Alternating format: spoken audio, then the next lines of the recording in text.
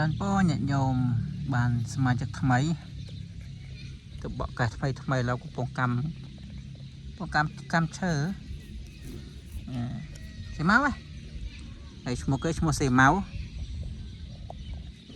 ហើយណែសេម៉ៅ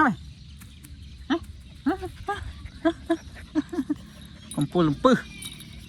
បានលំពឹសខរឿងកាន់លំពឹសណាស់ញោមណាកូនឆ្កែមួយនេះมันลำปื้ธรรมดากับปูลำปื้อเราปุ่งคำสนังโก